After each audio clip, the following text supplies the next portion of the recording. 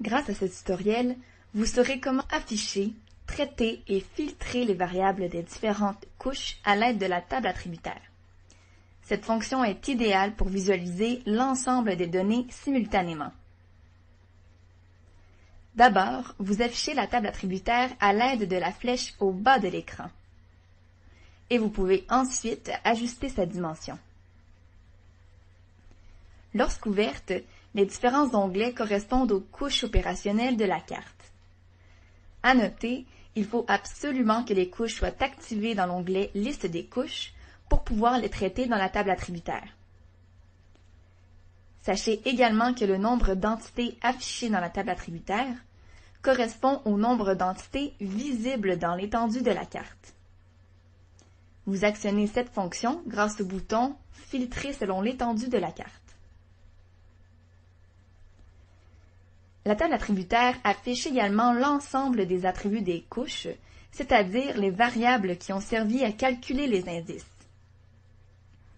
En cliquant sur un attribut en particulier, vous pouvez mettre en ordre croissant ou décroissant les entités en fonction, par exemple, de la proportion de personnes n'ayant aucun diplôme. Vous pouvez également afficher les statistiques de cet attribut, comme le maximum, le minimum ou la moyenne. Par exemple, parmi les entités sélectionnées, la proportion moyenne de personnes n'ayant aucun diplôme est de 7,5%. Par la suite, en sélectionnant une ou plusieurs entités, vous pouvez faire un zoom vers leur emplacement. Pour retirer votre sélection, cliquez simplement sur « Vider la sélection ».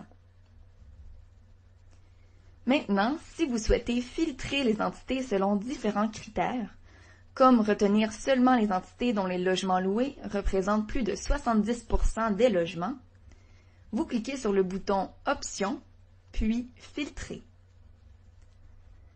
Pour ce faire, vous cliquez sur « Ajouter une expression », vous sélectionnez l'attribut selon lequel vous souhaitez filtrer les entités, comme la proportion de logements loués. Vous choisissez la commande, soit supérieure à, et vous inscrivez la valeur ou le champ, comme 70. Ainsi, seules les entités qui correspondent à l'expression seront affichées. Pour terminer, vous pouvez masquer ou ajouter des colonnes dans la table attributaire et exporter la table attributaire en format CSV. C'est ce qui termine ce 4e tutoriel. Pour que l'application n'ait plus aucun secret pour vous, on vous invite à visionner le prochain qui montre les dernières fonctions de l'application.